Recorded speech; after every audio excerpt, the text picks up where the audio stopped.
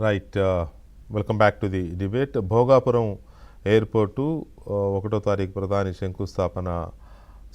ప్రధాని నరేంద్ర మోదీ ప్రారంభోత్సవం చేయబోతున్న దానికి సంబంధించిన ఏర్పాట్లు, ఇంతలోనే జగన్మోహన్ రెడ్డి క్రెడిట్ చోరీ ప్రచారం, వీటన్నిటి మీద మనం చర్చను చూడబోతున్నాం. చర్చలో మనతో తెలుగుదేశం పార్టీ శాసనసభ్యులు కోన రవికుమార్ గారు, అలాగే భారతీయ జనతా పార్టీ సీనియర్ నాయకులు, అధికార ప్రతినిధి పూడి తిరుపతిరావు గారు అండ్ ఆంధ్రప్రదేశ్ అధికార భాషా సంఘం చైర్మన్ సీనియర్ జర్నలిస్ట్ విక్రమ్ పూలా గారు మనతో చర్చలో పాల్గొంటున్నారు.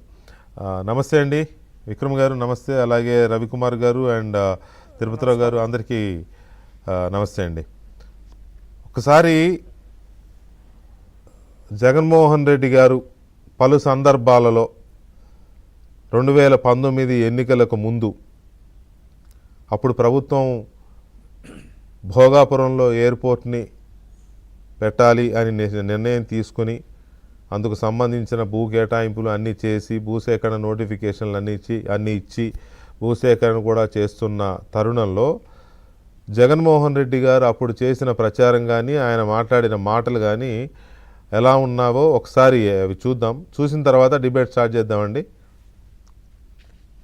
విశాఖపట్నం ఎయిర్పోర్ట్లో మధ్యాహ్నం పూట పోతే ఈగలు తోలుకుంటున్నారు. ఆడ ఉన్నది 350 ఎకరాలు. సరే, ఆ 350 ఎకరాలకు ఇంకా చాలా భూమి ఉంది. ఆ భూమి సరిపోతుందా సరిపోదా అన్నది ఫస్ట్ అధ్యయనం చేయండి. ఇది ఏ రకంగా న్యాయం? ఉన్న విశాఖపట్నం ఎయిర్పోర్ట్ను బాగా ఉన్నదాన్ని వదిలేసి వేరే చోటికి పోయి ఎయిర్పోర్ట్ పేరిట అక్వైర్ చేయాలి అని చెప్పి దిక్కుమాలిన ఆలోచన చేయడం, రైతులు కడుపు కొట్టడం నిజంగా ఎంత మటుకు ధర్మం అని అడుగుతా ఉన్నా. గట్టిగా పోరాడదాం, గట్టిగా నిలబడదాం. ఇంకొకటి కూడా చెప్తా ఉన్నా, కోర్టుకు కూడా పోదాం, కోర్టులో కేసులు వేసినా కూడా గట్టిగా దీన్ని ఆపే కార్యక్రమం చేద్దాం. ఎట్టి పరిస్థితుల్లోనూ భూములు పోకుండా చేస్తాం. కోర్టుకు కూడా పోదాం, అన్ని రకాలుగా తోడుగా ఉంటాం. ఇంకా 3 రోజులు ఎట్టగొట్టని కాపాడుకుంటే దాని తర్వాత మా ప్రభుత్వం వస్తుంది. ఎవరు కూడా మీకు ఎటువంటి అన్యాయం చేయకుండా అన్ని ఒకవేళ బలవంతంగా తీసుకుంటే మనం వచ్చిన తర్వాత మళ్ళీ ఆ భూములు వెనక్కి కూడా తిరిగిస్తామని కూడా. ఇది 2019 ఎన్నికల ముందు వివిధ సందర్భాల్లో అక్కడ రైతుల దగ్గరికి వెళ్ళి చెప్పిన మాటలు కానీ, పాదయాత్ర అప్పుడు చెప్పిన మాటలు కానీ చూస్తే మనం ఇప్పుడున్న విశాఖపట్నం ఎయిర్పోర్ట్లో ప్రయాణికులకి ఈగలు తోలుకుంటున్నారు. అంటే అప్పుడు ఆయన 2019కు ముందు ఆయన మాట్లాడిన మాటలు, ఆయన స్వయంగా ఆయన నోటితో మాట్లాడిన మాటలే ఇవి. ఈగలు తోలుకుంటున్నారంట, అది ఇక్కడ ఎయిర్పోర్టే వేస్ట్ అన్నాడు. ఈయనే కాదు, ఈయనతో పాటు అప్పుడు చాలామంది మాట్లాడారు ఇదే మాట, ఆ పార్టీలో ఉన్నవాళ్ళు, ఇంక్లూడింగ్ విజయసాయిరెడ్డి కూడా మాట్లాడిన మాటలే ఇవి, అక్కడ ఎయిర్పోర్ట్ ఎందుకని. తర్వాత ఇలాంటి దిక్కుమాలిన ఆలోచనలు మానుకోండి అన్నాడు. అప్పుడు ప్రభుత్వాన్ని ఆలోచన చేసిన భోగాపురంలో ఎయిర్పోర్ట్ అని ఆలోచన చేసినందుకు రైతుల పొట్టగొట్టే పనులు చేయొద్దు అన్నాడు. అవసరమైతే కేసులు పెడదామన్నాడు. రైతులు అక్కడ రెచ్చగొట్టే ప్రయత్నం, లేకపోతే వాళ్ళకి మద్దతు ఇచ్చే సాకుతో అక్కడికి వెళ్ళి రెచ్చగొట్టే ప్రయత్నం చేసి ఉద్యమం చేయండి, మీ తరపున మేము ఉంటాం, కేసులు పెడతాం అని అధికారులకు మళ్ళీ మేము వస్తాం, ప్రభుత్వం తీసుకున్న భూములని తిరిగి ఇచ్చేస్తామన్నాడు. అంటే దీన్ని బట్టి ఏమర్థం అవుతుంది? ఒకటి, వైజాగ్లో అసలు ఎయిర్పోర్టే వేస్ట్, ఈగలు తోలుకుంటున్నాం, ఉన్న ఎయిర్పోర్టే ఈగలు తోలుకుంటుంది, కాబట్టి ఇక్కడ ఎయిర్పోర్టే వేస్ట్, మీరు భూములు ఎవరు ఇవ్వద్దు, మేము వచ్చిన తర్వాత ఒకవేళ ఇప్పుడున్న ప్రభుత్వం తీసుకున్నా కూడా మేము వచ్చిన తర్వాత భూములు తిరిగి ఇచ్చేస్తామని ఆయన చెప్పిన మాట, క్రిస్టల్ క్లియర్గా ఆయన నోటి నుంచి వచ్చిన మాటలు. తర్వాత ఆయన అధికారంలోకి వచ్చి ఆ పని చేయకపోగా ఆలస్యంగా కాంట్రాక్టర్లతో అన్నీ మాట్లాడుకోను, మరి ఎందుకు లేట్ అని తెలియదు కానీ అది ఇది సరి చేసుకుని 23లో శంకుస్థాపన చేశాడు. మళ్ళీ ఆల్రెడీ చేసిన దానికి మళ్ళీ శంకుస్థాపన చేశాడు. 500 ఎకరాలు వెనక్కి తీసుకుని, ఆ 500 ఎకరాలు వెనక్కి తీసుకుని దేనికోసం పెట్టుకున్నాడు అనేది అదొక పెద్ద స్టోరీ ఉందిలే. మళ్ళీ అది అయితే ఇదే రవికుమార్ గారు చెప్పాలి, నేను చెప్పే కంటే ఆయన చెప్తే బాగుంటుంది. సో ఇన్ని వేసి ఇప్పుడు మళ్ళీ మా హయాంలో జరిగిందే, ఇది మేం చేసిందే అని చెప్పుకునే ఈ ప్రయత్నాన్ని రవికుమార్ గారు నమస్తే. భోగాపురం ఎయిర్పోర్ట్ మీద జగన్మోహన్ రెడ్డి గారు చేస్తున్న ఈ క్రెడిట్ చోరీ ప్రయత్నాన్ని చెప్పమంటే మీరేం చెప్తారు? ముందుగా మీకు ప్రేక్షకులకి అందరికీ హృదయపూర్వక నమస్కారం. నమస్తే అండి. జగన్మోహన్ రెడ్డి గారికి ఉన్న క్రెడిట్ ఏంటండి? ఆయన అకౌంట్ పాస్బుక్ కానీ వెరిఫై చేస్తే ఆయన జీవితంలో నేరాల క్రెడిట్ తప్ప ఆయనకి ఎక్కడైనా కన్స్ట్రక్టివ్ క్రెడిట్ లేదు. అంతా డిస్ట్రక్టివ్ క్రెడిట్ తప్ప వారికి కన్స్ట్రక్టివ్ అనేటటువంటి క్రెడిట్ అసలు ఎక్కడుంది, ఏ రూపంలో ఉందో ఒకసారి చెప్పాలి జగన్మోహన్ రెడ్డి గారు. ఇక నేర చరిత్ర అంటారా, ఆయన ఏదో సినిమాలో చెప్తాడు, బహుశా అది నాకు విజయశాంతి గారు మెయిన్ రోల్గా ఉంటుంది ఆ సినిమా. అందులో ఆయన చెప్తాడు, ఆ విలన్ అందరూ ఏడ్చేటప్పుడు పాల కోసం ఇది చేస్తే నేను నర్సు మెడలో చైన్ తెప్పా అని చెప్పి ప్రారంభిస్తాడు అక్కడ ఉన్నటువంటి ప్రతినాయకుడు. అలా జగన్మోహన్ రెడ్డి గారు ఆయన బహుశా పుట్టుక నుంచి ఆయన క్రెడిట్ అంతా కూడా నేరమయం, నేర చరిత్రతో కూడుకున్నటువంటిది. ఆయన 10వ తరగతి ఇంకా చదువుతున్నాడో లేదు ముందో పరీక్ష పేపర్లు దొంగతనాలు చేసినటువంటి వ్యక్తి, లీకేజ్ చేసినటువంటి వ్యక్తి. ఆయన ప్రస్థానం అక్కడి నుంచి ప్రారంభమైంది. కాబట్టి జగన్మోహన్ రెడ్డి గారికి ఏదైనా క్రెడిట్ ఉంది అని అనుకుంటే నేర చరిత్రే క్రెడిట్ తప్ప ఆయనకి ఇంకో క్రెడిట్ లేదు. ఈరోజు చంద్రబాబు నాయుడు గారు దేశంలోనే అందరితో అన్ని రాజకీయ పార్టీలు ఉన్నటువంటి వ్యక్తులు, ఆయన్ని రాజకీయంగా విభేదించినటువంటి వ్యక్తులు కూడా చంద్రబాబు నాయుడు గారికి ఉన్నటువంటి విజన్ ఈ భారతదేశంలో ఇంకొక నాయకుడికి ఎవరికీ లేదు. ఆయన ఒక విజనరీ లీడర్ అని చెప్పి ఆయన్ని విమర్శించేటటువంటి రాజకీయ పార్టీలు ఉన్నాయి, విభేదించేటటువంటి రాజకీయ పార్టీలు ఉన్నాయి. వాళ్ళు కూడా చంద్రబాబు నాయుడు గారు ముందు చూపు పరిపాలనకి ఈ భారతదేశంలోనే ఏ ఒక్కరు కూడా వేలెత్తి చూపించే పరిస్థితిలో లేరు. మరి జగన్మోహన్ రెడ్డి ఈరోజు చంద్రబాబు నాయుడిని విమర్శిస్తూ ఉన్నారంటే ఆకాశాన్ని చూసి ఉమ్మేస్తే జగన్మోహన్ రెడ్డి గారి ముఖం మీదే పడుతుందన్న నగ్న సత్యాన్ని మర్చిపోయి మాట్లాడుతూ ఉంటారు. ఈరోజు భోగాపురం విషయానికి వద్దాం. భోగాపురం విషయంలో ఏం జరిగింది?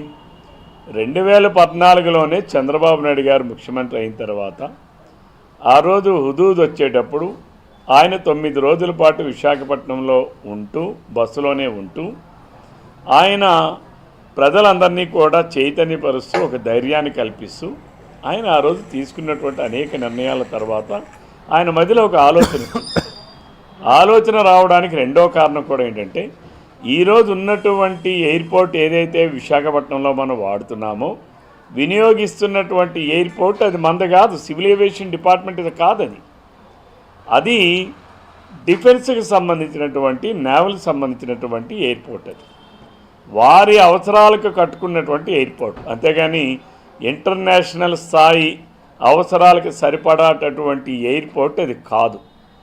దానికి అనేక పర్యాయాలు కూడా అనేక ఇబ్బందులు కూడా ఇదే విశాఖపట్నం ప్రాంతవాసులు కావచ్చు, లేకపోతే అనేక మంది కావచ్చు, వారి అవసరార్థం మాకు ఇబ్బంది కలుగుతుంది అనేటటువంటి పరిస్థితుల్లో విశాఖపట్నం నుంచి కొన్ని ఫ్లైట్లు కూడా క్యాన్సిల్ చేసే పరిస్థితులు వచ్చాయి.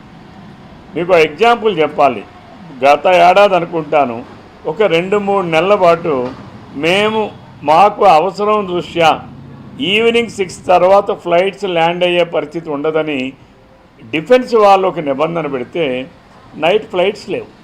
అంటే సివిల్ ఏవియేషన్ ఆధ్వర్యంలో ఉండాల్సినటువంటి ఎయిర్పోర్టు తప్పనిసరిగా విడిపోయి కొత్తగా ఏర్పడినటువంటి ఆంధ్రప్రదేశ్ రాష్ట్రానికి ఒకటి అవసరం, ఒక ఇంటర్నేషనల్ ఎయిర్పోర్ట్ అవసరం.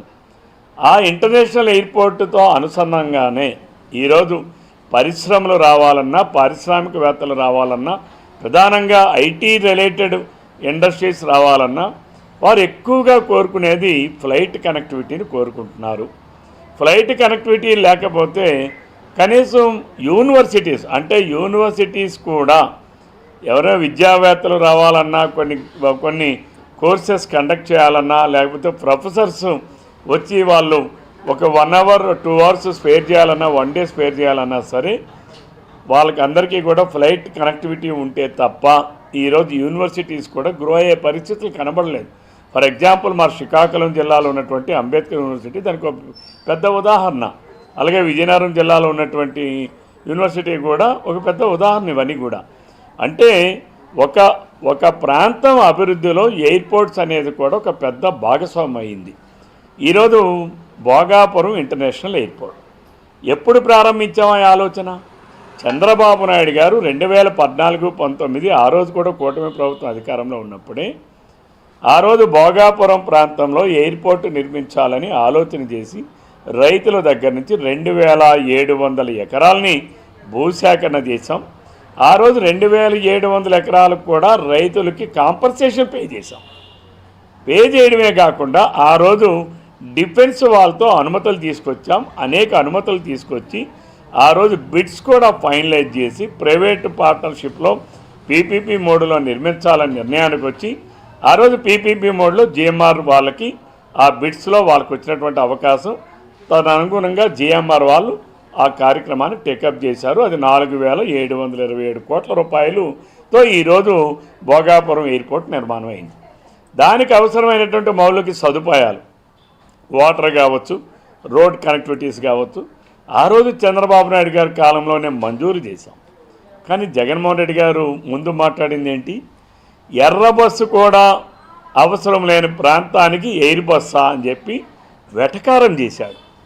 ఆ రోజు జగన్మోహన్ రెడ్డి ఉత్తరాంధ్ర ప్రాంత వాసుల్ని వెటకారం చేశాడు. ఎర్ర బస్సుతో పోల్చి అంటే ఎర్ర బస్సు కూడా అవసరం లేని ప్రాంతానికి ఎయిర్ బస్సు కావాలా అని చెప్పి మాట్లాడాడు. అంటే ఆంధ్రుల ఉత్తరాంధ్ర వాసుల తాలూకా ఆత్మాభిమానాన్ని దెబ్బ కొట్టే విధంగా, ఆత్మగౌరవాన్ని కించపరిచే విధంగా మాట్లాడాడు. అంతేకాదు 2019 ఎన్నికల్లో ముందు ఏం మాట్లాడాడు, అసలు ఎయిర్పోర్ట్ ఇక్కడ అవసరమే ఉంది, అక్కడ ఎయిర్పోర్ట్ ఉంది కదా అంటే కనీస పరిజ్ఞానం జగన్మోహన్ రెడ్డి అనే వ్యక్తికి కనీస పరిజ్ఞానం కూడా లేనటువంటి వ్యక్తి ప్రజాస్వామ్యంలో ఒక దౌర్భాగ్యం జరిగింది. ప్రజాస్వామ్యాన్ని అడ్డం పెట్టుకుని ఇలాంటి నేరస్తులు కూడా రాజకీయ పార్టీలను ఏర్పాటు చేసి ఆ రాజకీయ పార్టీలో భాగంగా వాళ్ళు ప్రజల భావోద్వేగాల్ని రెచ్చగొట్టి 2019లో ప్రజాస్వామ్యంలో జరిగినటువంటి ఒక పెద్ద అపరాధం జగన్మోహన్ రెడ్డి గారు వైఎస్ఆర్సీపీ పార్టీ ఆ రోజు ప్రజలు ఎంపిక చేసుకోవడం. ఆ రోజు జగన్మోహన్ రెడ్డి గారు ఆ ఎన్నికల ముందు ఏం మాట్లాడాడు, అసలు ఎయిర్పోర్ట్ అవసరం లేదు, రైతులు కోర్టుల్లోకి వెళ్ళి ఆపిస్తానని మాట్లాడాడు. కోర్టులో నేనే కేసులు వేస్తానని చెప్పాడు. ఒకవేళ ప్రభుత్వం బలవంతంగా భూసేకరణ చేస్తే తిరిగి రైతులకు ఆ భూములు అప్పచెప్తానని మాట్లాడాడు. మరి అప్పచెప్తానని మాట్లాడి కోర్టులో వెళ్ళి నిలుపుదల చేస్తానని మాట్లాడినటువంటి వ్యక్తి అందరూ కూడా ఎదురు చూశారు. ఒకవేళ జగన్మోహన్ రెడ్డి నిజంగానే భోగాపురం ఎయిర్పోర్ట్ కట్టడేమో, ఆయనకి ఇష్టం లేదేమో. చంద్రబాబు నాయుడు గారు 2018లో ఆయన అక్కడ పునాదిరాయి వేసి శంకుస్థాపన కార్యక్రమం చేస్తే ఆయన కేవలం ఆ భోగాపురం ఎయిర్పోర్ట్ నిర్మాణం జరిగితే చంద్రబాబు నాయుడు గారు ఆచంద్ర తారార్కం ఆయన పేరు చిరస్థాయిగా ఈ ప్రాంతంలో నిలబడిపోతుందనే ఒకే ఒక్క అక్కసుతో, ఒకే ఒక్క కుళ్ళుతో, ఇంకా గ్రామీణ మాటలతో మాట్లాడాలంటే కుళ్ళు విధానంతో ఆయన ఆ రోజు చేసినటువంటి కార్యక్రమాన్ని కొనసాగించకుండా వెనక్కి ఇచ్చేస్తాను భూములని చెప్పి అధికారంలోకి వచ్చిన జగన్మోహన్ రెడ్డి ప్రజలకు ఇచ్చిన మాటను కూడా మాట తప్పి మడమ తిప్పి 2023 వరకు జిఎంఆర్ వాళ్ళతో బేరసారాలు మాట్లాడి వాళ్ళకి చంద్రబాబు నాయుడు గారు ముఖ్యమంత్రిగా ఉన్నప్పుడు వారి బిడ్స్ కన్ఫర్మ్ అయ్యాయి కాబట్టి దాన్ని ఎలాగైనా తప్పించాలనే ప్రయత్నాలు చేసి ప్రయత్నాలు కుదరక ఆయన చేసినటువంటి అనేక ప్రయత్నాలకి కుదరక 2700 ఎకరాలు నేను ఇవ్వను, 2200 ఎకరాలే ఇస్తానని చెప్పి దాన్ని ఒక మెలికబెట్టి ఆ వాటికి కూడా కమిషన్ల కోసం తాత్సారం చేసి 500 ఎకరాలు కొట్టేయాలని చెప్పి చూసినటువంటి వ్యక్తి జగన్మోహన్ రెడ్డి. అయితే అంటే 500 ఎకరాలని నిర్మించిన తర్వాత ఎందుకు 500 ఎకరాలని వాళ్ళకి ఇవ్వనన్నారు, ఎందుకు మేము దాన్ని తగ్గించిస్తాము, 500 ఎకరాలు వెనక్కి తీసుకుంటాము, ఎందుకు వెనక్కి తీసుకున్నారు ఆ ఒప్పందంలోంచి అనేది కూడా మీరే చెబుదురు. కానీ దాంతో ఒక్క నిమిషము విక్రమ్ గారు నమస్తే అండి. నమస్కారం.